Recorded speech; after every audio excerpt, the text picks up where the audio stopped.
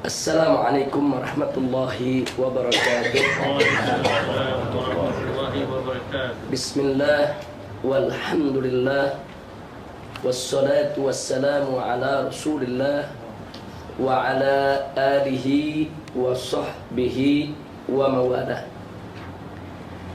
Ashhadu an la ilaha illallah wahdahu la syarika lah wa ashhadu anna sayyidana Muhammadan abduhu wa rasuluh la nabiyya ba'dah.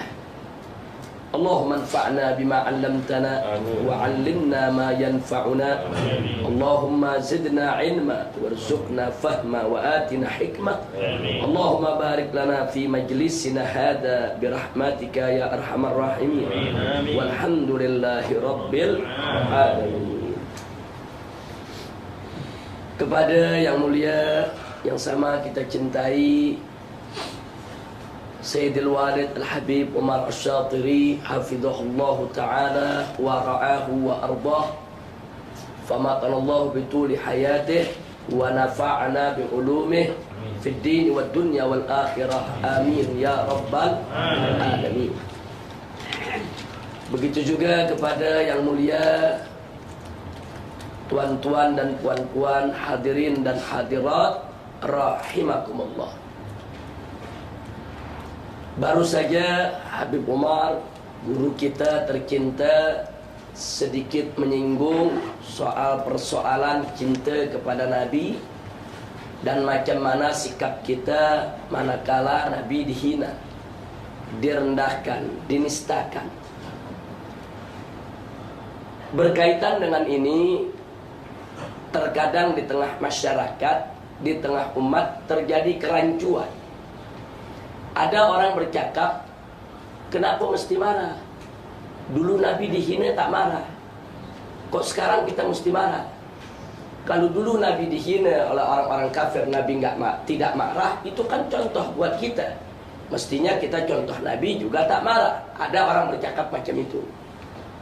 Nah, mulailah dia mengeluarkan dalil-dalil di mana dulu Nabi tak marah, waktu dihina, waktu ditekan, waktu dinistakan. Nah, karenanya persoalan ini saya rasa perlu kita kaji secara lebih mendalam supaya tidak terjadi su'ul faham, supaya tidak terjadi kesalahpahaman terhadap nas-nas baik Al-Quranul Karim maupun hadis Nabi kita Sayyiduna Muhammad sallallahu alaihi wasallam. Karena itu kita bagi menjadi dua periode kehidupan Nabi. Ada periode Mekah, ada periode Madinah. Kita mulai dari Mekah terlebih dahulu. Tatkala Nabi kita Sayyiduna Muhammad sallallahu alaihi wasallam berdakwah di kota Mekah, beliau dihina, beliau dicaci maki, beliau diganggu. Tapi memang ketika itu Nabi tidak membalas alaihi salatu wassalam. Padahal andai kata Nabi hendak membalas, Nabi cukup angkat tangan mohon kepada Allah untuk dihancurkan mereka-mereka yang mengganggu Nabi. Cukup Allah gabulkan doanya, Allah hancurkan musuhnya. Tapi itu tidak dilakukan oleh Nabi Muhammad SAW. Nah, pertanyaannya kenapa? Maka yang pertama jawabannya adalah kita harus mengakui dan yakini bahwa Nabi SAW adalah seorang manusia yang penyapa. Beliau sabar, beliau tak mudah marah dengan cerca, cacian, dan hinaan. Ini disepakati oleh semua ulama tentang salah satu sifat terpuji dari Nabi kita Sayyiduna Muhammad sallallahu alaihi wasallam. Yang kedua, yang tidak boleh kita lupa, bahwa ketika itu Nabi masih ada di awal permulaan Islam, di awal permulaan dakwah. Sehingga dakwah Islam itu ketika itu memang harus disajikan dalam bentuk yang sejuk, yang damai, yang tenang, bukan dalam bentuk membalas, menghukum, karena itu merupakan awal Islam, awal dakwah. Itulah karenanya Nabi alaihi salatu wassalam tidak membalas dengan kekuatan doanya, dengan kedekatannya kepada Allah, yang doanya akan dikabulkan oleh Allah, tapi Nabi tetap tidak membalas. Yang ketiga, Nabi alaihi salatu wassalam yu'allim atba'ah, sedang mendidik pengikutnya. Manakala kita minoriti, bagaimana cara menyikapi penghinaan? Tentu berbeza antara saat kita mayoriti dengan saat kita minoriti. Saat kita mayoriti mungkin kita bisa membalas, menghukum. Tapi saat kita minoriti, kita harus tahu diri. Nah, ketika itu ada ta'lim, ada tarbiyah nabawiyah yang diberikan oleh Nabi kepada umatnya. Manakala kau sedikit, manakala jumlahmu tak banyak, manakala kau minoriti di suatu tempat, kau dihina, harus betul-betul mesti menahan diri. Sebab kalau tidak menahan diri, nanti akan menjadi suatu musibah bagi mereka-mereka yang minoriti, yang ketika itu kota Makkah masih dikuasai oleh orang-orang kafir. Nah, jadi sabab-sabab inilah yang membuat kenapa Nabi tidak membalas, yaitu segala macam hinaan, cercaan, cacian ketika beliau hidup di kota Makkah. Nah, ini kita mesti tahu dari segi historisnya.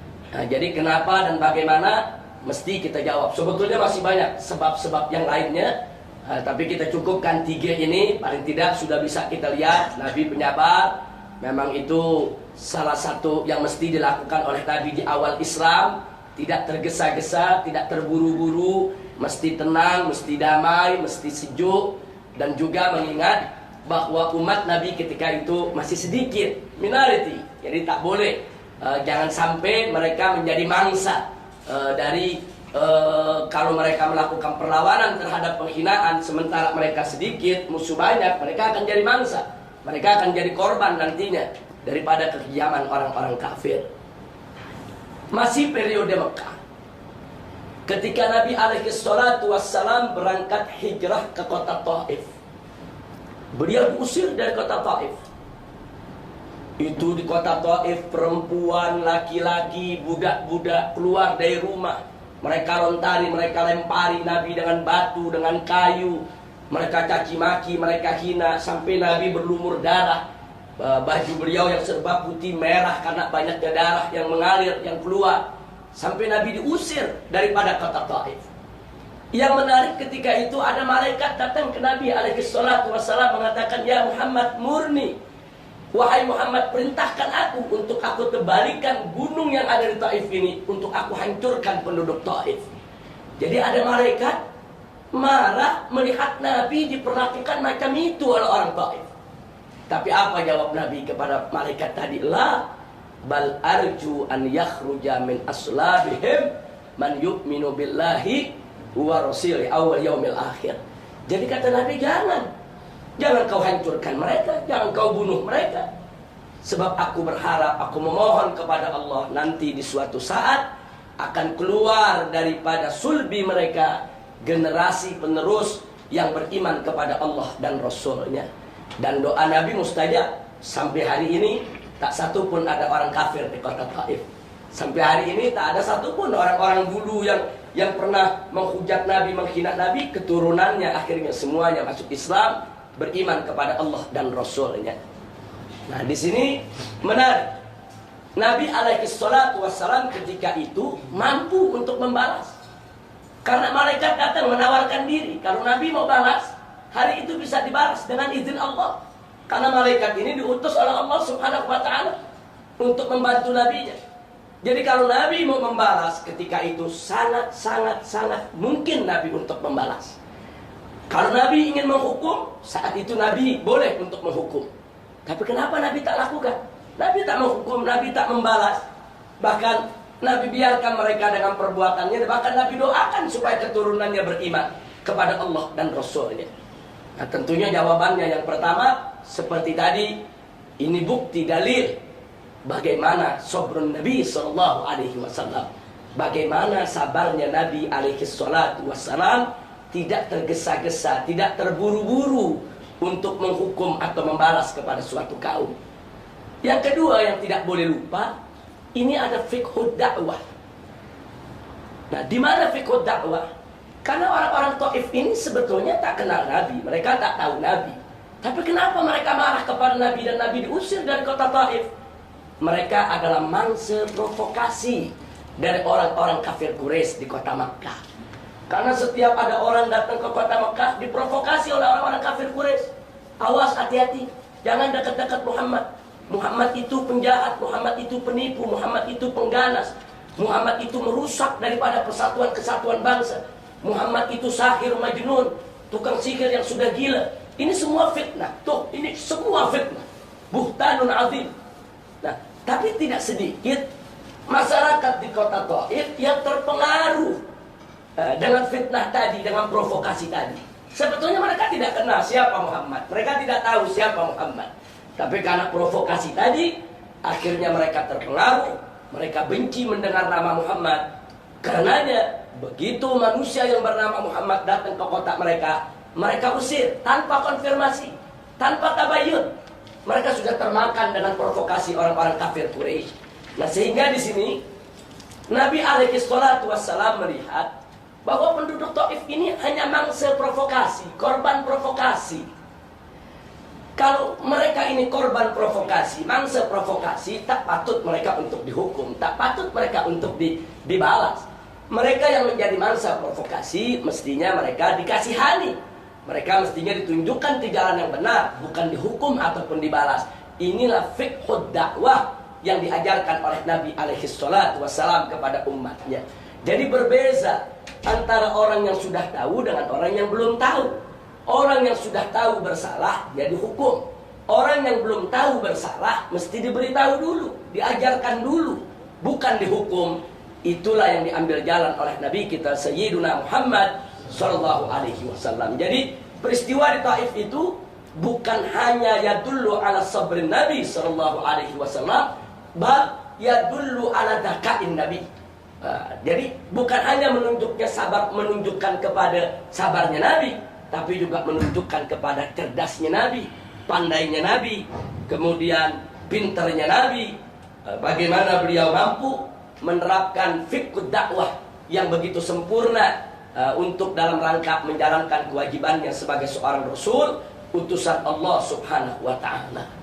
Nah, ini fakta sejarah, ada dalam semua kitab sejarah yang kita baca, tidak boleh kita pungkiri. Memang ada banyak peristiwa Nabi dihina, Nabi tak marah. Memang ada banyak peristiwa Nabi dihina, Nabi tak membalas, Nabi tak menghukum. Ini fakta sejarah yang wajib untuk kita terima sebagaimana diriwayatkan oleh kitab-kitab tarikh atau kitab-kitab hadis yang sahih seperti Sahihul Bukhari, Sahih Muslim, dan kitab-kitab sunan yang lainnya. Nah, sekarang kita berpindah ke periode Madinah. Di periode Madinah ada dua pemandangan yang saling bertolak belakang. Ini menarik untuk kita sikapi. Ada sejumlah orang menghina Nabi, Nabi tak balas, Nabi tak hukum mereka. Tapi ada sejumlah orang lagi menghina Nabi, dibunuh oleh Nabi alaihi salatu wassalam. Bahkan Nabi mengutus para sahabatnya untuk membunuh mereka. Nah, ini muncul pertanyaan, kenapa kelompok ini dibiarkan, tak dihukum, tak dibunuh? Kok kelompok yang ini dihukum, dibalas, dan dibunuh oleh Nabi alaihi salatu wassalam? Kita mulai dari yang pertama. Bagaimana ada seorang pengemis, buta matanya, tunanetra, mengemis di pasar, setiap hari mencaci maki Nabi. Tapi tiap hari juga Nabi bersedekah, berinfak kepada orang tadi. Nabi tak peduli dengan caci makiannya, Nabi tak peduli dengan hinaannya. Dia hina Nabi, tapi Nabi tetap berinfak, berderma kepada si pengemis tadi. Nah, kenapa kok tidak dihukum, kok tidak dibalas oleh Nabi? Karena pengemis buta ini orang lemah, dia mencaci maki Nabi, hanya ikut-ikutan orang-orang kafir yang tidak suka Nabi. Jadi itu hanya dianggap ini kebodohan si pengemis. Orang bodoh macam ini jangan dimusuhi, orang bodoh macam ini jangan dihukum, tapi orang bodoh macam ini tetap diberikan dakwah supaya ke depan dia bisa menyadari akan kesalahannya. Kemudian yang kedua, ada satu Yahudi, setiap Nabi liwat diludahi, setiap Nabi liwat diludahi. Setiap hari seperti itu yang dilakukan. Suatu ketika Begitu Nabi lewat, dia tak muncul, tak ada yang meludahi Nabi. Nah kemudian besoknya Nabi lewat, tak ada lagi, dia tak muncul lagi. Nabi bertanya, mana itu orang yang meludahi dia? Nabi ini orang menghina Nabi cari kemana dia? Ternyata dia sakit, dibesuk oleh Nabi, ditengok oleh Nabi. Sakit apa? Apa perlu bantuan?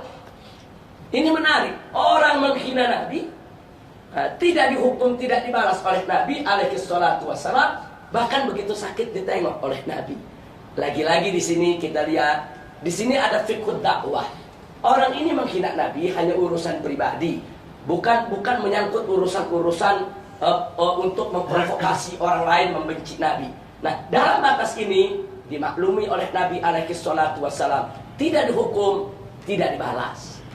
Begitu juga pernah Nabi alaihi salatu wassalam bersama para sahabat waktu ingin perang Badar, melewati kebun seseorang, melewati jalan, di samping kebun seorang Yahudi. Kemudian karena ini pasukan berkuda yang jalan, debu-debu itu berterbangan, kemudian mengotori daripada pepohonan si kebun si Yahudi. Si Yahudi tadi mencaci maki, marah-marah. Sebagian sahabat marah, dicegah oleh Nabi. Kata Nabi, daku, wa majaku, biarkan saja dengan yang dia katakan. Karena dia mencaci maki Nabi, bukan urusan agama, urusan kebunnya dikotori. Dengan pasukan yang lewat dia tidak terima. Ini urusan pribadi. Jadi hal-hal yang menyangkut sangat pribadi, Nabi alaihi salatu wassalam tidak menghukum, Nabi tidak membalas. Nah ini menarik untuk kita bisa melihat kejadian di Madinah. Ternyata ada sejumlah orang menghina Nabi, juga Nabi tidak hukum, juga Nabi tidak balas. Nah sekarang bagian yang kedua, tapi ada kelompok orang-orang yang menghina Nabi alaihi salatu wassalam, mereka dihukum dan dibunuh, ya ikhwan, dengan beraneka ragam jenis kesalahannya. Saya punya catatan, saya akan tunjukkan di sini beberapa catatan untuk jamaah Habib Umar. Ada beberapa catatan yang menarik. Kalau kita memperhatikan riwayat hadis baik dalam Sahih Bukhari ataupun Sahih Muslim, bagaimana marahnya Nabi dengan hinaan yang dilontarkan yaitu oleh Al-Aswad Al-Anasi, yang kemudian di hari berikutnya orang ini mengaku sebagai Nabi. Dia mengaku sebagai Nabi, kemudian dia hina Rasulullah SAW. Sudah mengaku Nabi, menghina Islam, menghina Nabi. Akhirnya Nabi alaihi salatu wassalam mengirimkan surat kepada penduduk ahli Yaman untuk membunuh Al-Aswad Al-Anasi. Dan akhirnya Al-Aswad Al-Anasi dibunuh oleh seorang pemuda yang bernama Fairuz. Begitu dibunuh, Nabi mendapatkan kabar sebulan sebelum Nabi wafat, ada seorang pemuda yang berhasil membunuh Al-Aswad Al-Anasi, dan Nabi memuji si anak muda tadi. Nah, jadi ini satu dalil. Ternyata ada orang sudah kelewatan, menghina Nabi, menghina Islam, sampai ngaku sebagai Nabi, dibunuh oleh Nabi alaihi salatu wassalam, atau dibunuh atas perintah Nabi kita Muhammad sallallahu alaihi wasallam. Yang kedua, masih dalam riwayat sahih, bagaimana Nabi mengancam Musailamah Al-Kadzab kalau tidak bertobat kembali ke jalan Allah untuk dibunuh. Tatkala dua utusan Musailamah Al-Kadzab datang ke Madinah, kemudian bertemu dengan Nabi alaihi salatu wassalam. Kemudian di akhir percakapan Nabi bertanya kepada dua orang tadi, "Ma ra'yukuma fi Musailamah?" Bagaimana menurut pandangan kalian berdua tentang Musailamah? Musailamah ngaku Nabi, menghina Rasulullah dan lain sebagainya. Orang ini mengatakan, kami beriman kepada engkau ya Rasulullah, kami juga percaya Musailamah juga Rasulullah. Kalau dari suku Quraisy bisa lahir seorang Nabi, kenapa dari suku kami tidak lahir seorang Nabi? Akhirnya apa dikatakan oleh Nabi alaihi salatu wassalam? Wallahi, demi Allah, andai kata utusan boleh dibunuh, niscaya kepala kalian berdua tidak melekat lagi di badan. Tapi peraturan utusan tak boleh dibunuh, utusan tak boleh diganggu. Ini utusan safir. Ya, jadi walau bagaimanapun juga safir tak boleh diganggu. Kenapa tidak dibunuh oleh Nabi? Karena mereka utusan. Tapi Nabi sampaikan, wallahi, demi Allah, jadi kalau utusan boleh dibunuh, niscaya kepala kalian dua tidak melekat lagi di badan. Jadi Nabi tidak menerima agamanya dihina. Nabi tidak terima kalau diri beliau dihina sebagai Rasulullah, bukan sebagai pribadi. Jadi kalau sudah agamanya diubah-ubah, agamanya dihina, itulah sikap tegas Nabi kita Muhammad sallallahu alaihi wasallam. Nah, sekarang kita lanjutkan. Ada hal yang menarik dalam kitab Sahihul Bukhari, hadis ke-4141 dan hadis ke-4750. Begitu juga hadis Sahih Muslim, hadis ke-2770. Di dalam kedua hadis ini, dalam Sahih Bukhari dan Sahih Muslim, diceritakan bagaimana Nabi kecewa dengan sekelompok orang yang terlibat menyebar fitnah terhadap istri beliau tercinta Sayyidatuna Aisyah radhiyallahu taala anha dalam peristiwa Ifk. Jadi ada sekelompok orang buat isu, buat fitnah, mereka menuduh istri Nabi ini berselingkuh, berbuat tidak patut. Padahal Allah Subhanahu wa taala akhirnya juga menjamin kalau Siti Aisyah bari'ah, yaitu terbebas daripada tuduhan-tuduhan semacam itu. Yang menarik, tatkala Nabi kecewa, ada sekelompok orang menyebarkan fitnah tentang istrinya. Kemudian tampil Sa'ad ibn Mu'adz radhiyallahu taala anhu. Sa'ad ibn Mu'adz lihat Nabi sedih, Nabi kecewa, Nabi murung. Sa'ad bertanya, "Kenapa ya Rasulullah? Kau tampak murung, sedih." Nabi mengatakan, "Bagaimana aku tidak sedih? Ada sekelompok orang menyebarluaskan fitnah terhadap istriku." Kemudian Sa'ad ibn Mu'adz berdiri, "Ya Rasulullah, perintahkan aku akan tebas batang leher mereka semua." Dan Nabi diam. Nabi tidak menyuruh, tapi Nabi juga tidak melarang. Nabi diam. Artinya kalau saat itu Sa'ad ibn Mu'adz langsung bergerak kemudian membunuh, itu merupakan takrir dari Nabi alaihi salatu wassalam. Jadi ini ada dalam Sahih Bukhari, ada dalam Sahih Muslim, bagaimana orang-orang yang menyakiti Nabi, itu sahabat langsung mengambil jalan pintas, bunuh siapapun yang menyakiti Nabi alaihi salatu wassalam. Nah, kemudian yang berikutnya, yang keempat, masih dalam Sahih Bukhari, hadis ke-4037. Begitu juga hadis dalam Sahih Muslim, yaitu hadis yang ke-1801. Ini hadis bersumber dari Jabir ibn Abdullah radhiyallahu taala anhu. Diceritakan oleh Jabir bahwa ada seorang Yahudi selalu menghina Nabi, namanya Ka'ab ibn al-Ashraf. Kemudian Nabi bicara depan para sahabat, "Man yakfini min Ka'ab ibn al-Ashraf?"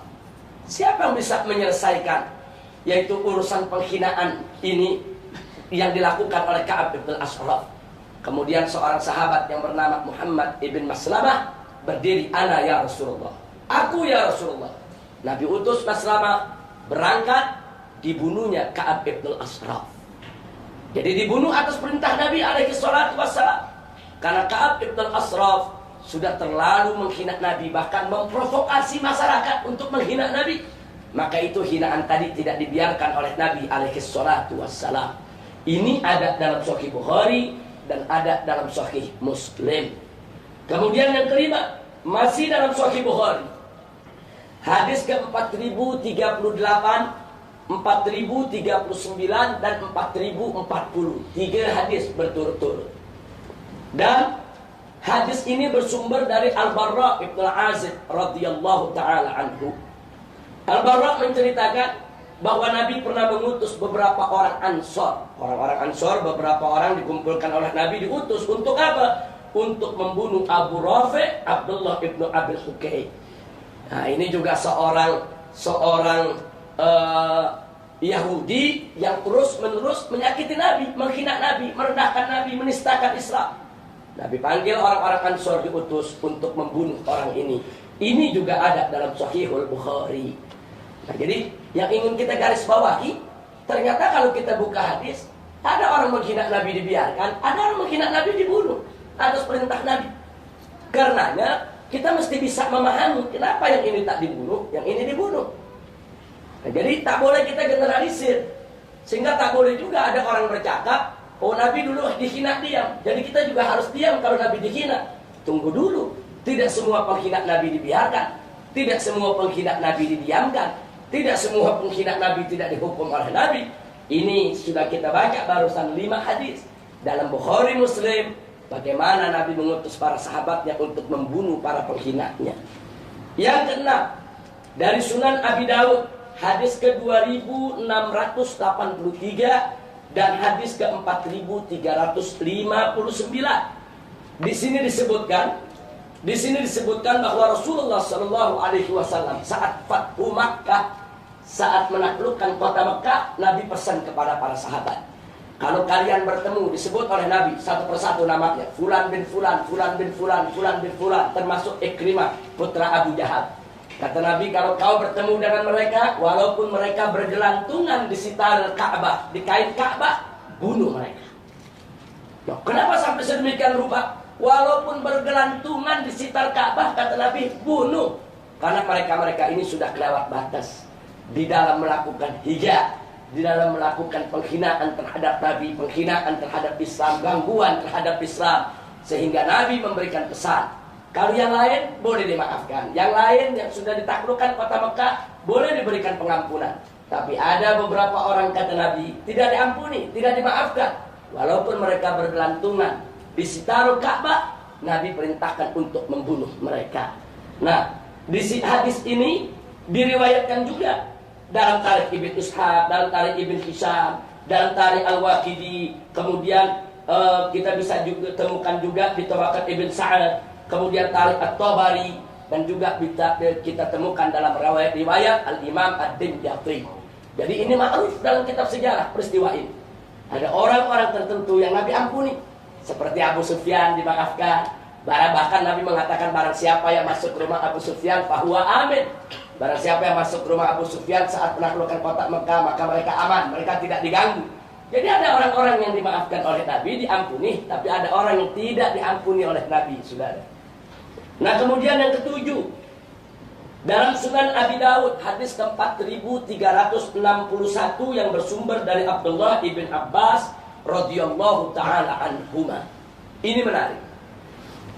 Dalam riwayat ini Abdullah ibn Abbas bercerita, ada seorang sahabat Nabi buta matanya, tak bisa melihat, tak boleh melihat. Dia punya seorang hamba sahaya perempuan yang sudah melahirkan anak buat dia, melayani dia setiap hari, menyediakan makan, menyiapkan pakaian, melayani segala keperluannya. Suatu ketika perempuan ini dibunuh oleh laki-laki yang buta tadi. Maka begitu dibunuh, gemparlah kota Madinah. Ada apa seorang sahabat Nabi membunuh hamba sahayanya yang menjadi ibu daripada anaknya, sudah macam istri, melayani dengan baik, kok dibunuh? Nah, besok waktu sholat fajar, sholat subuh, para sahabat berkumpul di masjid. Orang yang buta ini dihadirkan, kemudian ditanyakan oleh Nabi tentang peristiwa yang terjadi semalam. Kenapa?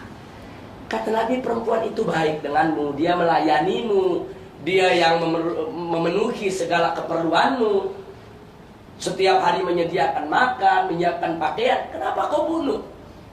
Akhirnya orang ini mengatakan, ya Rasulullah, sudah bertahun-tahun dia menghinamu. Aku sudah berikan nasihat, aku sudah berikan peringatan, bahkan aku sudah ancam, tapi dia tidak berhenti, terus menerus menghinamu. Tetangga-tetangga tahu dia hina kau, ya Rasulullah. Kalau dia sudah hina kau, suaranya itu tinggi, tetangga dengar. Aku sudah kasih nasihat, tetap dia hina kau. Semalam aku tak kuat, ya Rasulullah. Setelah aku kumpul di majelismu yang mulia, aku pulang, dia hina engkau. Aku kasih peringatan, dia tidak berhenti. Aku ancam, dia tidak berhenti. Kebetulan di tanganku ada sebuah pedang kecil, aku bunuh dia, karena aku tidak mau lagi mendengar engkau dihina. Setelah beberapa tetangga memberikan kesaksian, betul memang perempuan itu sering menghina Nabi. Akhirnya Nabi mengumumkan di hadapan para sahabat, "I'lamu annaha murtadah." Kata Nabi alaihi salatu wasallam, ketahuilah hai para sahabatku, sesungguhnya perempuan itu darahnya halal untuk ditumpahkan. Akhirnya si buta tadi, orang buta tadi yang tak boleh melihat tadi, diperintahkan oleh Nabi pulang ke rumah dan tidak dihukum, saudara. Jadi kita bisa lihat bagaimana ini peristiwa terjadi di zaman Nabi alaihi salatu wassalam. Seorang sahabat membunuh orang yang menghina Nabi, tidak dihukum oleh Nabi, saudara. Artinya memang itu hukuman yang pantas. Itu hukuman yang patut, yang layak untuk diterima oleh mereka-mereka yang menghina Nabi kita Sayyiduna Muhammad sallallahu alaihi wasallam. Sekarang yang ke-8.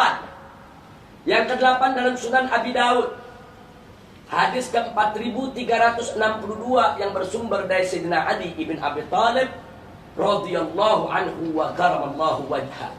Sayyidina Ali menceritakan bahwa dulu ada seorang muslim mencekik leher seorang perempuan Yahudi yang mencaci maki Nabi setiap hari, saudara. Dia sudah tidak tahan, dicekik, dibunuh. Akhirnya si muslim ini dihadirkan di sidang Nabi, dihadiri oleh para sahabat. Nabi tanyakan kenapa bisa terjadi pembunuhan itu. Ternyata terbukti memang perempuan itu tiap hari di mana-mana tempat, dari rumah ke rumah, dari satu tempat ke tempat lain, menghina Nabi, mencaci maki Nabi, memprovokasi orang untuk benci Nabi. Akhirnya orang muslim yang membunuh tadi dibebaskan oleh Nabi dan diperintahkan pulang ke rumah. Ini ada dalam Sunan Abi Daud, riwayat Sayyidina Ali ibn Abi Thalib. Nah, kemudian ini juga diriwayatkan oleh Imam Ahmad dan juga diriwayatkan oleh Al-Imam Al-Baihaqi. Nah, kemudian yang kesembilan, dalam Tarikh Al-Waqidi, Tarikh Ibn Ishaq dan Tarikh Ibn Hisham, ada seorang sahabat Nabi yang bernama Salim ibnu Umair An-Najjar radhiyallahu ta'ala anhu. Salim ibnu Umair An-Najjar radhiyallahu ta'ala anhu membunuh Abu Afaq. Jadi ada seseorang bernama Abu Afaq, karena sudah mencemooh Nabi, menghina Nabi setiap hari di mana-mana tempat, akhirnya dibunuh oleh Salim ibn Umair. Dan lagi-lagi Salim ibn Umair tidak dihukum oleh Nabi alaihi salatu wassalam setelah terbukti Abu Afaq memang memusuhi Nabi, mencaci maki Nabi, menghina Nabi di mana-mana tempat. Kemudian yang ke-10, diriwayatkan oleh Al-Waqidi bahwa Umair ibnu Adi Al-Khatmi membunuh Asma binti Marwan. Asma binti Marwan ini perempuan, karena menghina Nabi, mencaci maki di mana-mana tempat, di mana-mana majelis. Akhirnya ini salah satu sahabat Nabi yang bernama Umair ibn Adi Al-Khatmi tidak tahan, maka perempuan tadi dibunuh, saudara. Dan setelah dibunuh, setelah terbukti memang perempuan itu menghina Nabi, mencemooh Nabi di mana-mana tempat, maka sahabat yang bernama Umair ibn Adi dilepaskan oleh Nabi, tidak dihukum. Kalau memang membunuh penghina Nabi itu salah, otomatis para pembunuh ini dihukum semua oleh Nabi. Tapi tak satu pun dihukum oleh Nabi, bahkan diizinkan untuk pulang ke rumahnya. Nah, riwayat ini pun yang barusan kita baca, ini kisah ini diriwayatkan juga oleh Ibn Hajar dalam kitab Al-Isabah. Nah, jadi inilah 10 dalil barusan yang kita lihat, bagaimana hadis yang diriwayatkan oleh Imam Bukhari, Imam Muslim, Imam Abu Daud dan lain sebagainya menceritakan dengan jelas dan tegas bagaimana Nabi tidak membiarkan orang-orang yang menghinanya, saudara. Yang ke-11, diriwayatkan oleh Imam Abdul Razzaq dalam kitabnya Al-Musannaf, dan juga diriwayatkan oleh Abu Nu'aim Al-Asfahani dalam kitab Al-Hilyah, yang bersumber dari Abdullah ibn Abbas radhiyallahu ta'ala anhu, bahwa seorang musyrik menghina Rasulullah sallallahu alaihi wasallam. Lalu beliau, yaitu Nabi alaihi salatu wasallam, bertanya kepada para sahabatnya, "Man yakfini min hada?" Siapa yang bisa menyelesaikan orang ini yang sudah menyakitiku, yang sudah menghinaku di mana-mana tempat? Kemudian ketika itu dalam riwayat ini dikatakan Sayyidina Zubair ibn Awam radhiyallahu ta'ala anhu berdiri, "Ana ya Rasulullah." Aku ya Rasulullah, biarkan aku yang menyelesaikan orang ini. Zubair berangkat, orang tersebut dibunuh oleh Zubair, saudara, atas izin Nabi kita Sayyiduna Muhammad sallallahu alaihi wasallam. Dan jangan lupa, Zubair ini salah satu sahabat yang mubasyirin bil jannah, yang dijanjikan surga ketika hidupnya. Seorang sahabat yang mulia dan juga termasuk sepupu Nabi, karena Zubair ini adalah putra daripada Sofiyah binti Abdul Muttalib. Jadi ibunya adalah bibi Nabi kita Sayyiduna Muhammad sallallahu alaihi wasallam. Yang ke-12 juga diriwayatkan oleh Imam Abdul Razzaq dalam kitab Al-Musannaf, dan diriwayatkan oleh Al-Imam Al-Baihaqi dalam sunannya, serta juga diriwayatkan oleh Ibn Hazm dalam kitab Al-Muhalla, bahwa seseorang telah menghina Rasulullah sallallahu alaihi wasallam. Lalu beliau bertanya kepada para sahabat, siapa yang bisa menyelesaikan musuh dan penghinanya? Kali ini yang berdiri adalah Sayyidina Khalid bin Walid radhiyallahu ta'ala anhu. Kata Khalid, "Ana ya Rasulullah, da'ni an aqta'a ra'sah." Jadi ya Rasulullah, aku yang akan selesaikan. perintahkan aku, izinkan aku untuk aku tebas batang leher orang tersebut. Dan diizinkan oleh Nabi alaihi salatu wassalam. Nah kemudian saudara, dalil yang ke-13. Mari kita lihat sekarang, diriwayatkan oleh Al-Ghadi'iyat dalam kitab Asy-Syifa, dan diriwayatkan oleh Imam Tabrani dalam kitab Al-Mu'jamul Awsat dan Al-Mu'jamul Shaghir, yang bersumber dari Al-Imam Ali Ar-Ridha, dari Musa Al-Kadhim, dari Ja'far Shadiq, dari Muhammad Al-Bagir, dari Ali Zainal Abidin, dari Al-Husain, dari Ali ibn Abi Thalib radhiyallahu anhum. Artinya sanadnya ini sanad zahab.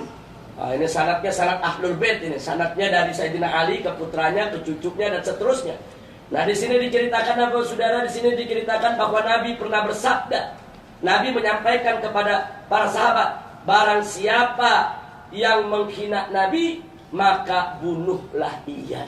Nabi yang Nabi mengatakan, man sabba nabiyan, kata Nabi, faqtuluhu.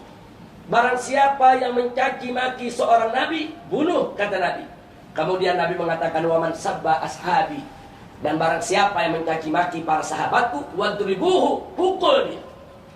Nah, jadi kita bisa lihat, jadi menghina sahabat yang mulia nggak boleh, haram, dosa besar. Apalagi menghina Nabi, menghina seorang Nabi, saudara, itu bisa membatalkan keimanan. Dan itu bukan perkara kecil, itu bukan perkara sederhana, itu persoalan serius dan persoalan besar.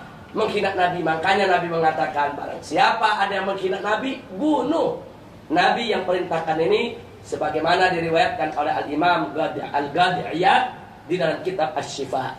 Nah kemudian yang ke-14 dalam Sunan Abi Daud, hadis ke-4363, diriwayatkan sebuah athar bersumber dari Abu Barzah radhiyallahu taala anhu, yang bercerita bahwa ketika ada seseorang yang bersikap kasar dan tidak sopan terhadap Sayyidina Abu Bakar Siddiq radhiyallahu taala anhu, lalu ia meminta izin untuk membunuhnya. Jadi ada satu orang yang kurang ajar, dia bicara kasar terhadap Sayyidina Abu Bakar Siddiq radhiyallahu taala anhu.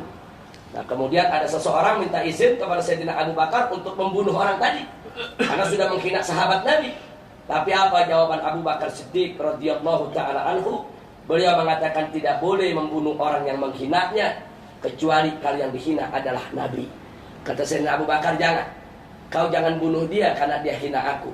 Tapi kalau dia hina Nabi, bunuh. Kata Sayyidina Abu Bakar Siddiq radhiyallahu taala anhu. Nah jadi Sayyidina Abu Bakar Siddiq melihat di sini, kalau dirinya dihina, beliau bisa sabar. Tapi kalau coba-coba Nabi yang dihina, beliau tidak akan berhenti, saudara.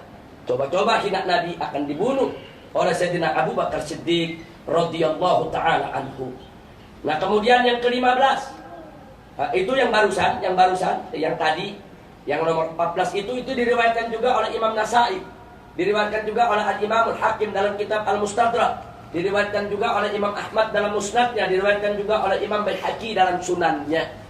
Jadi riwayat-riwayat itu bertebaran di dalam kitab-kitab hadis Ahlus Sunnah wal Jamaah. Yang ke-15, diriwayatkan oleh Al-Karmani sebuah athar yang bersumber dari Mujahid. Mujahid ini seorang nama tabi'in. Dikatakan bahwa Umar ibn Khattab radhiyallahu taala anhu pernah mengatakan, barang siapa yang mencerca Allah atau mencaci salah satu nabi, bunuh. Sayyidina Umar yang katakan, barang siapa man sabballah atau sabba nabiyan faqtuluhu, kata Sayyidina Umar. Barang siapa yang menghina Allah atau menghina seorang nabi, nabi yang mana saja dihina oleh dia, bunuh. Ini perintah Sayyidina Umar ibn Khattab radhiyallahu taala anhu ketika beliau menjadi khalifah. Yang ke-16, diriwayatkan juga sebuah athar lain oleh Al-Karmani yang bersumber dari Laits, bahwa Abdullah ibnu Abbas radhiyallahu taala anhuma pernah menyatakan bahwasanya seorang muslim yang mencerca Rasulullah mesti dituntut untuk bertaubat, yustata. Kalau ada muslim menghina Rasulullah, yustata, suruh taubat. Kalau enggak bertaubat, bunuh. Tapi kata Abdullah ibn Abbas, tapi kalau orang kafir yang menghina Nabi, enggak perlu disuruh taubat, langsung bunuh saja. Jadi kalau muslim yang menghina, yustata, suruh dia taubat. Tapi kalau orang kafir yang menghina, maka Ibn Abbas mengatakan bunuh saja orang kafir yang menghina Nabi. Nah kemudian yang berikutnya, yang ke-17, Diriwayatkan oleh Al-Khallal sebuah athar dalam Al-Jami' bahwa Abdullah ibnu Umar radhiyallahu taala anhuma tatkala dikabarkan tentang seorang kafir dhimmi yang menghina Rasulullah sallallahu alaihi wasallam. Kafir dhimmi itu orang kafir yang hidup di negeri Islam bersama umat Islam, yang patuh aturan, taat, tidak mengganggu Islam. Nah, suatu ketika terjadi ada seorang kafir dhimmi menghina Nabi. Nah, kemudian ini terdengar oleh Abdullah ibn Umar, Sayyidina Abdullah ibn Sayyidina Umar, putra daripada Umar ibn Khattab radhiyallahu taala anhu. Apa kata beliau? Jika aku mendengarnya, niscaya aku bunuh dia. Sebab tidaklah kami berdamai dengan mereka untuk mencerca Nabi kami. Jadi kami berdamai dengan kafir dhimmi untuk hidup saling menghormati, menghargai, bukan untuk mencerca Nabi kami. Kalau mereka sudah mencerca, menghina Nabi kami, berarti mereka sudah membatalkan perjanjiannya. Nah, kemudian baik, itu yang ke-17. Yang ke-18 diriwayatkan oleh Al-Qadiyat dalam kitab Asy-Syifa sebuah athar bahwa Khalid bin Walid membunuh Malik ibn Nuwairah karena ia menyebut Rasulullah dengan ungkapan yang menghina. Jadi dalam riwayat disebutkan Sayyidina Khalid bin Walid ketika ditugaskan oleh Sayyidina Abu Bakar Siddiq radhiyallahu taala anhu untuk memerangi kaum murtadin, orang-orang yang murtad daripada Islam, termasuk mani zakat, orang-orang yang tidak mau bayar zakat karena menganggap zakat itu sudah tidak wajib untuk dibayar. Nah, salah satunya adalah Malik bin Nuwairah. Nah, begitu diperangi, Malik bin Nuwairah ini ditawan, didudukkan, diajak dialog oleh Sayyidina Khalid bin Walid radhiyallahu taala anhu. Kata Khalid bin Walid, "Ya Malik, kenapa aku tidak mau bayar zakat?" Kata Malik bin Nuwairah, "Aku sholat, aku puasa, aku haji. Tapi untuk zakat, tidak.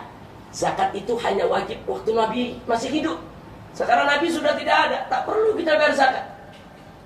Ditegur oleh Khalid bin Walid, "Ya Malik, zakat ini kewajiban Islam, diwajibkan oleh Allah Subhanahu wa taala sebagaimana diajarkan oleh Nabi Muhammad."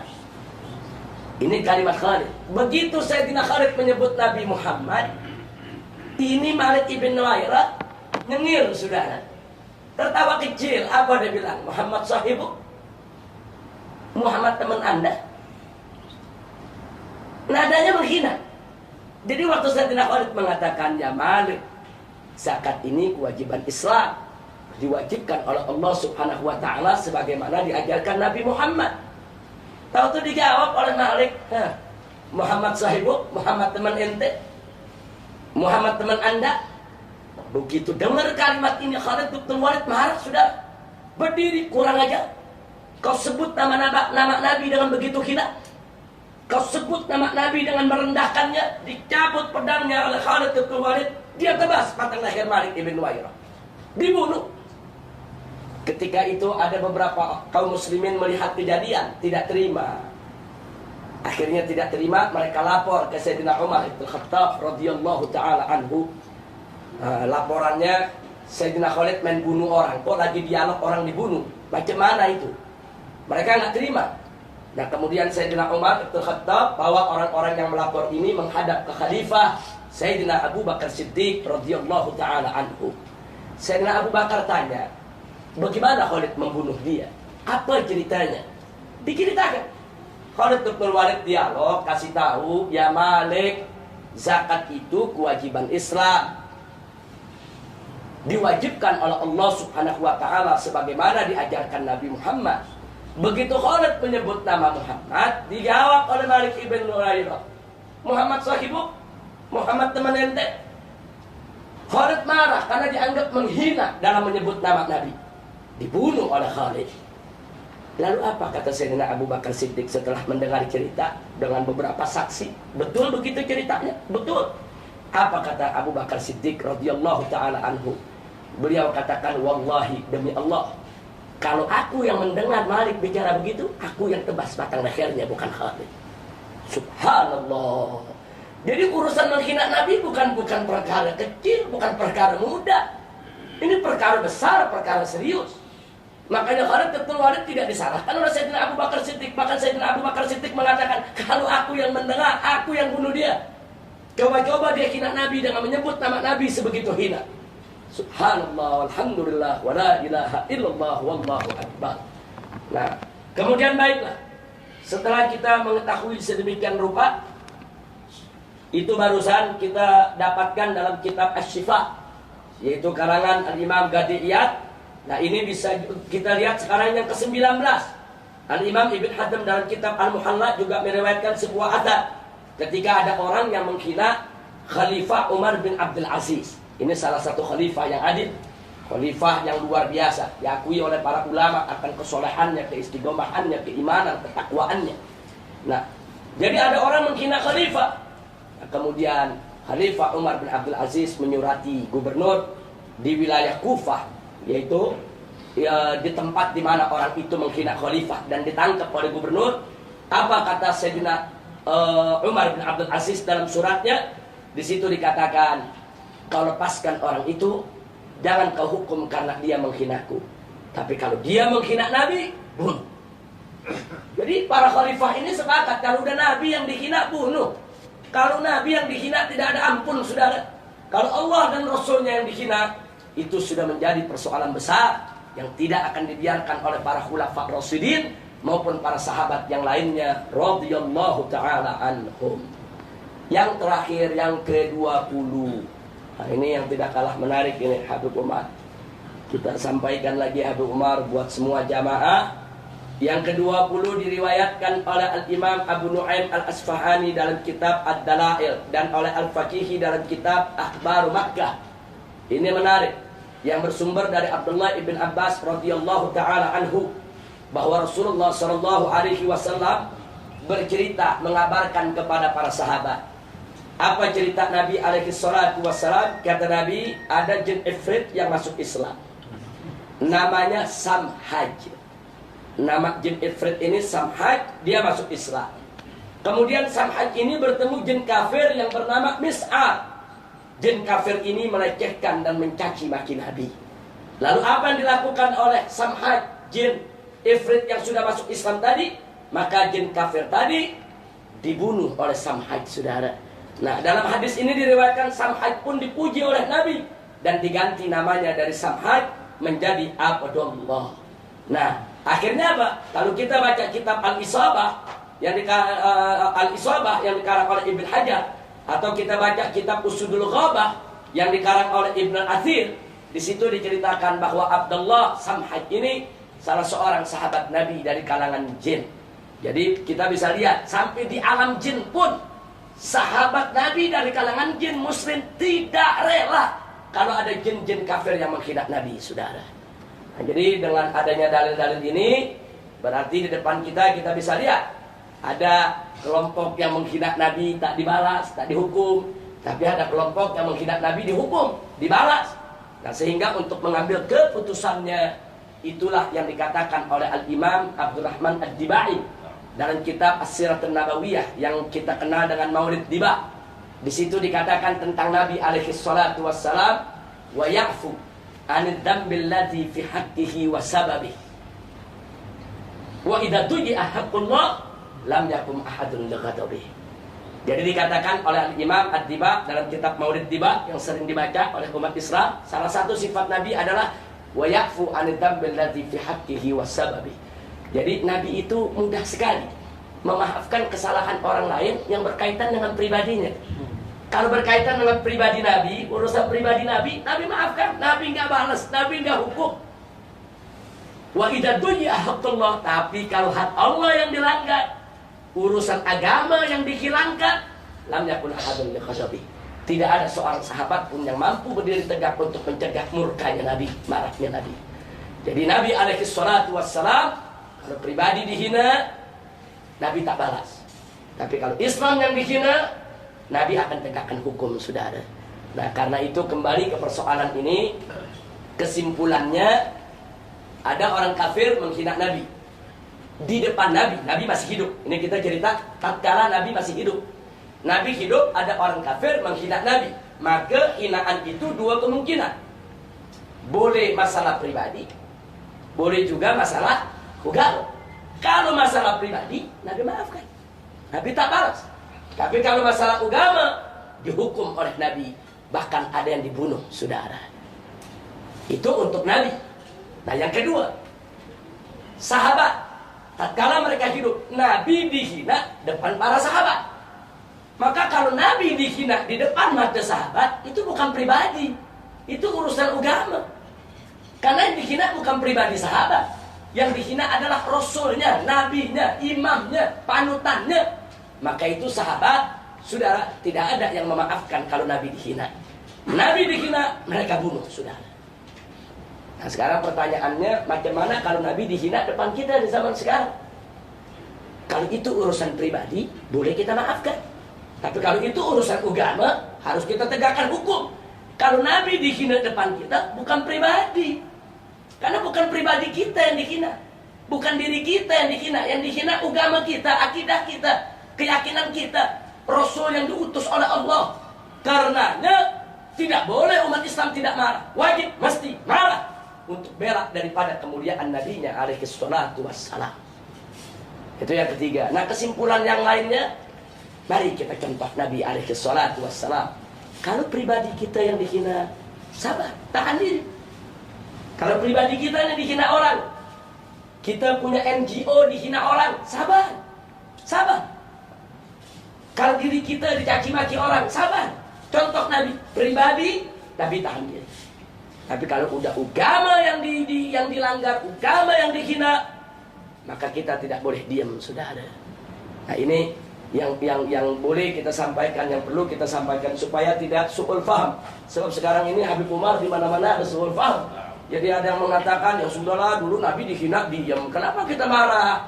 Kita sabar aja seperti Nabi. Nabi dihina diam, kita diam. Ini dia salah istimba. Nah ini salah memahami dalil, saudara. Nah jadi betul, Nabi dulu pribadinya dihina diam, kita juga pribadi dihina diam. Itu istimbatnya betul. Nah itu dalilnya betul. Dulu Nabi dihina sebagai agama, Nabi marah sampai dibunuh. Maka kita sekarang kalau Nabi dihina sebagai bagian dari agama, wajib untuk kita marah. Hanya memang marah manusia ini kan beraneka ragam. Ada yang marah lewat tulisan, dia buat tulisan, dikirim ke media, dikirim ke akhbar, dia bela nabinya, itu bagus. Ada yang marah turun ke jalan seperti yang tadi dicerita Habib Umar, demonstrasi, itu juga bagus. Ada lagi yang marah, dia cari yang menghina nabinya, dia bunuh, saudara. Seperti dulu ada seorang di Belanda, itu bikin film Nabi beberapa tahun yang lalu, dibunuh, saudara. Jadi ada seorang muslim asal Aljazair di Belanda, dicari orang yang menghina nabinya, begitu bertemu, dia bunuh di jalanan, walaupun akhirnya dia dihukum, saudara. Itu juga ekspresi. Silakan, mana yang menghina Nabi, di negeri mana dia bisa temu untuk dibunuh oleh dia. Tapi ada juga orang yang tak mampu itu, mau bikin tulisan tak mampu nulis, mau demonstrasi umur sudah lanjut, mau bunuh orang pun tenaga tak ada, keberanian tak punya. Jadi apa yang mesti dilakukan? Tak usah khawatir. Diri di tengah malam, sujud kepada Allah, menangis di hadapan Allah. Ya Rabb, Nabiku dihina, ya Allah. Rasulmu dihina, ya Allah. Kami tak mampu membalas, kami tak mampu berbuat apa-apa, maafkan kami, ya Allah. Ampuni kami, ya Allah. Hanya dengan kekuatan-Mu lah, ya Allah. Balas mereka, hancurkan mereka, supaya mereka tahu bagaimana cintamu kepada Nabi-Mu, ya Allah. Itu juga marah. Jadi marah itu boleh kita ungkap, ekspresikan sesuai dengan kemampuan kita. Enggak mesti semua demonstrasi, tidak mesti semua bersuara, tidak mesti semua turun untuk mencari penghinanya kemudian dibunuh. Lakukan sesuai dengan apa yang kita mampu. La yukallifullahu nafsan illa wus'aha. Jadi apa-apa yang kita lakukan untuk bela Nabi, semuanya benar. Yang bersuara, yang menulis, yang mencari untuk membunuh penghinanya, yang nangis di tengah malam, semua benar. Dengan satu syarat, jangan langgar syariat Nabi alaihi salatu wassalam. Unsur haqqa bil haqqi. Bela lah yang hak dengan cara yang hak. Nah ini yang saya mau sampaikan Habib Umar pada pertemuan ini. Jadi karena di mana-mana dunia ini kan lagi marah ini. Karena film Innocent of Muslim di mana-mana dunia marah, di Libya, di Syria, di Timur Tengah sana, di Afghanistan, di Pakistan, di India, di Malaysia, di Indonesia, di mana-mana negeri umat Islam marah. Nah kita lihat sisi hikmah positifnya. Selama ini penghina Nabi di Amerika Serikat tak ada yang pernah dipanggil polis. Tak ada yang pernah diperiksa oleh polisi. Tapi kali ini begitu terjadi suatu peristiwa di Libya, sampai ambasador itu terbunuh di Libya. Nah, sampai terbunuh ambasadornya, itu Amerika panik, saudara. Panik, kaget betul. Nah, jadi karena persoalan penodaan agama ini, ada ambasador duta besar yang terbunuh dengan 3 stafnya terbunuh. Terlepas daripada perbedaan pendapat itu boleh atau tidak boleh, bagaimana itu, saya tidak bicara soal perbedaan, tapi hikmah yang mau saya ambil. Nah, karena peristiwa di mana-mana ini, Amerika panik. Kemudian pembuat filmnya diperiksa, artisnya diperiksa, aktornya diperiksa, semua diperiksa. Ini menunjukkan mereka mulai panik. Nah, mudah-mudahan ini menjadi pelajaran. Artinya supaya ke depan jangan coba-coba kau biarkan orang-orang yang menghina Nabi. Ini baru sedikit umat Islam yang marah, belum semua. Belum lagi di beberapa negara ada juga yang mengungkapkan kemarahannya dengan boikot Habib Umar. Nah, mereka memboikot, yaitu makanan, minuman yang diproduk oleh Amerika. Mereka boikot dan itu ternyata efektif. Mereka baru memboikot 1 minggu saja, itu income daripada perusahaan-perusahaan tadi itu udah merosot jauh. Dasar berapa miliar dolar mereka harus menanggung kerugian. Jadi karena gara-gara satu yang buat film macam itu, akhirnya negara ikut dirugikan. Nah, ini satu hal yang baik. Jadi yang boikot bagus, yang demonstrasi bagus, yang menangis tengah malam mohon kepada Allah juga bagus, yang lewat tulisan membela bagus. Jangan kita saling menghina. Jangan kita merasa apa yang kita lakukan sudah paling bagus. Oh, saya ini lewat tulisan bagus, tapi yang demonstrasi tak bagus. Atau merasa, oh saya demonstrasi udah paling bagus, kalau yang lewat tulisan tak bagus. Gak begitu, saudara. Yang demonstrasi bagus, yang bikin tulisan bagus, yang boikot bagus, yang penting niatnya ikhlas karena Allah. Li'iklah kalimatillah, untuk menunjukkan mahabbahnya untuk Allah dan Rasulnya. Nah, jadi ini luar biasa. Tidak sampai di situ. Nah, beberapa hari ini kan ada sidang umum di Majelis Umum PBB, yaitu di United Nations. Nah, ini kali ini seluruh negara-negara Islam, termasuk Malaysia, termasuk Indonesia, bicara di United Nations, minta United Nations untuk membuat satu protokol, satu konvensi bahwa penghinaan terhadap agama apapun tak boleh dibenarkan. Jadi tidak boleh dibenarkan. Nah, sementara di Amerika, di Eropa tidak ada undang-undang anti penodaan agama. Blasfemi itu nggak ada di sana undang-undangnya. Orang dengan alasan huriyatul afkar, orang bebas berekspresi, bebas bicara. Jadi mereka biarkan orang menghina agama seseorang. Nah, sementara di negeri-negeri Islam ada aturan. Menghina agama seseorang tak boleh. Karena Al-Quran menyatakan faqala ta'ala wala tasubbul ladzina yad'una min dunillah fayasubbullaha adwan bighairi ilmin. Allah menyatakan jangan sekali-kali kau hina, kau caci maki orang-orang yang menyembah selain Allah. Nanti mereka menghina Allah dengan penuh kebencian, permusuhan, kelewat batas, tanpa ilmu pengetahuan. Jadi dalam Islam memang tak boleh kita hina orang punya agama. Tak boleh kita hina Kristen, kita caci maki, kita tak boleh.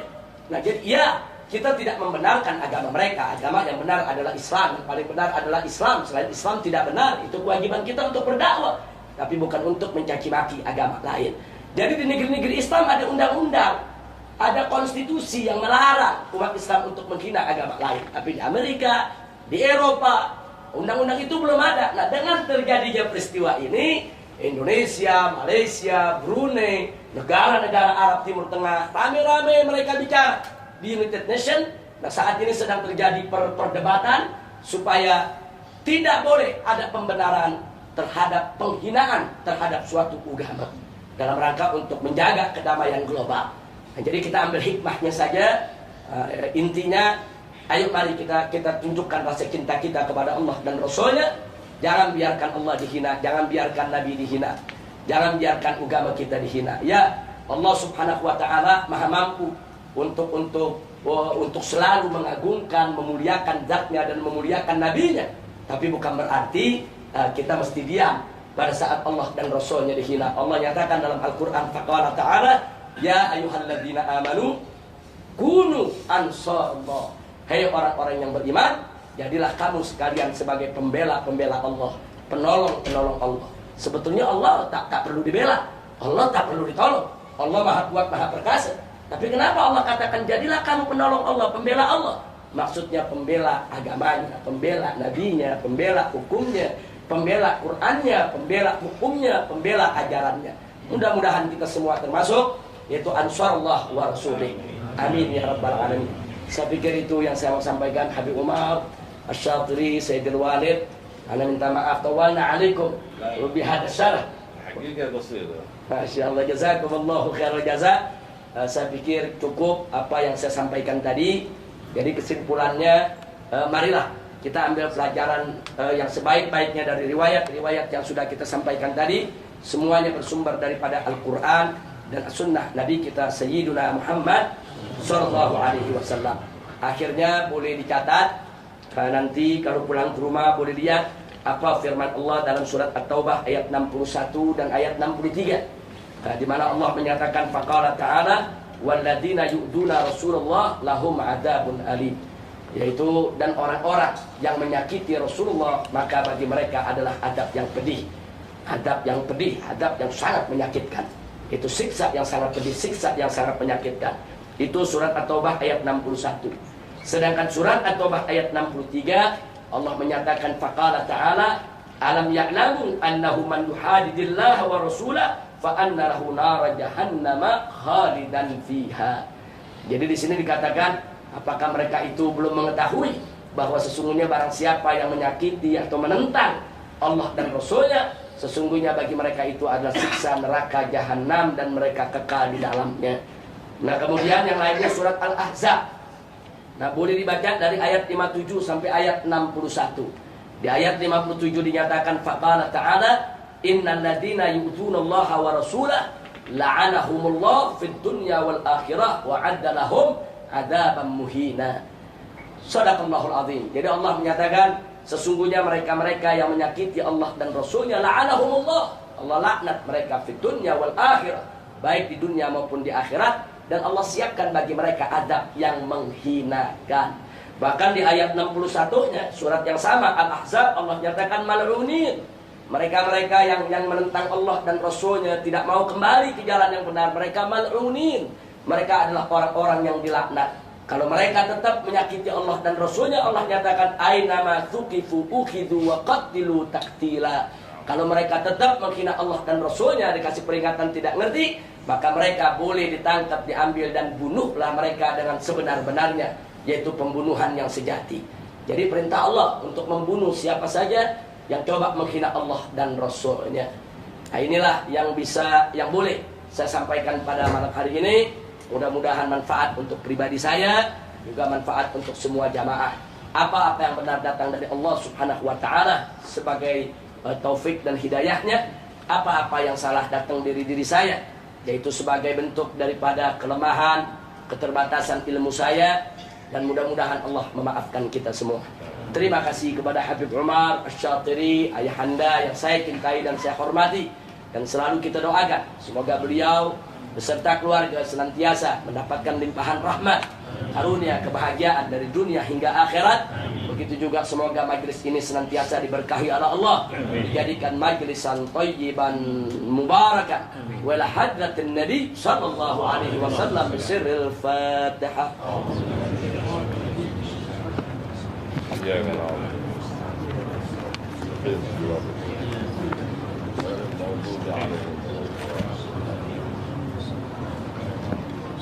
Taqabbalallahu minkum. Sekian, terima kasih. Jazakumullahu khairal jaza. Hadani Allah wa iyyakum ila siratal mustaqim. Wassalamualaikum warahmatullahi wabarakatuh. Saya ucapkan banyak-banyak terima kasih kepada Habib Rizik. Ana tidak pernah ada memberi peluang untuk bertanya setiap kali apa ini ada. Tapi kerana masalah ini masalah internasional, masalah yang agak gawat, dan anda percaya tak ada di antara kita yang tidak setuju untuk kita bertindak, dan dah pun kita telah buktikan bahawa apa yang kita lakukan.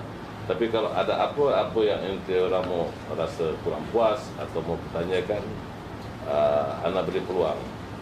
Dan akan tunggu dalam sekitar setengah minit, 1 minit. Kalau tidak ada orang dalam setengah minit, 1 minit tidak ada orang yang angkat tangan bertanya, maknanya semua sudah tidak ada apa masalah untuk silakan.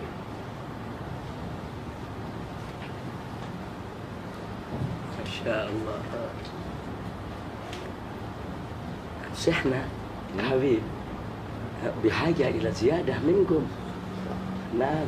لا في الحقيقة خلاص تكلمنا عن هذا والحمد لله جبتم الأدلة بالتفصيل، هذا جميل جدا. نعم. احنا حكينا من حيث استنباط. Nah. Kalau boleh, Ana mau tambahkan dalil-dalil tadi boleh dibaca dalam kitab As-Saiful Maslul. As-Saiful Maslul ala man sabar Rasul sallallahu alaihi wasallam. Itu karya karangan Al-Imam Taqiyuddin As-Subki Asy-Syafi'i radhiyallahu taala anhu. Jadi beliau lebih dulu mengarang kitab itu dari Ibn Taimiyah, Habib. Ibn Taimiyah juga karang kitab As-Sarimul Maslul ala Syatimir Rasul. Tapi Al-Imam As-Subki lebih dulu mengarang kitab As-Saiful Maslul ala man sabar Rasul. Itu lengkap dalilnya panjang lebar. Dan kedua kitab itu ada pada anak sekarang ya. Tapi anak tak boleh membenarkan itu orang bawa pulang. Tapi kalau mau baca di sini silakan. Kalau mau baca di sini, anak akan sediakan lagi syahi dan gahwa.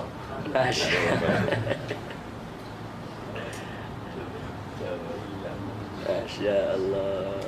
Lah muhim amrun muhim ya Habib. Amrun muhim. Jadi nampaknya kita tidak ada apa-apa kemusykilan dan ada apa pertanyaan.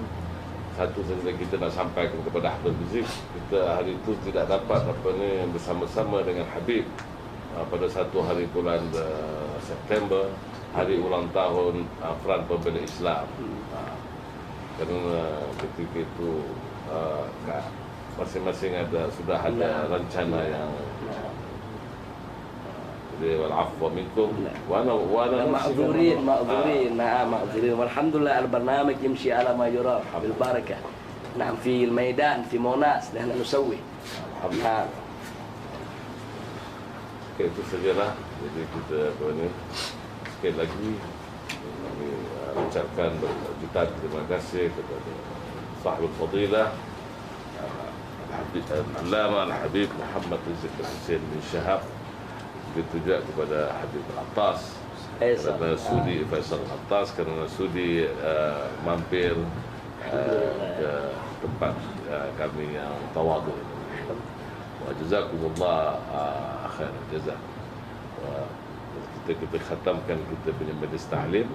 Wal afwa minkum wallahu a'lam bissawab. Bismillahirrahmanirrahim. Rabbana anfa'na bima 'allamtana رب علمنا الذي ينفعنا رب فقهنا وفقه أهلنا وقربات لنا في ديننا مع الخير والهدى والذكر رب وفقنا ووفقهم لما أردت قولا وفعلا كرما وارزق كل حلالا دائما وأخيرا فيها عظيما نحفظ الخير ونفعل كل شر ربنا أصلح لنا كل الشؤون وأقر الرضا منك العيون واقض عنا ربنا كل الديون قبل أن يأتينا رسل المنون واغفر واستر أنت أكرم الستر وصلاة الله تغشى المصطفى من إلى الحق دعانا والوفاء في كتاب فيه للناس شفاء وعلى الآل الكرام الشرفاء وعلى الصحب المصالح الغراب اللهم اهدنا بهداك واجعلنا ممن يسارع في رضاك ولا تولنا وليا سواك ولا تدعنا ممن خالف امرك وعصاك وحسبنا الله ونعم الوكيل ولا حول ولا قوه الا بالله. الحمد لله. صلينا العشاء. صلينا الجمع. نعم. يقيم الصلاه يا رضوان. خلينا احنا نتاخر.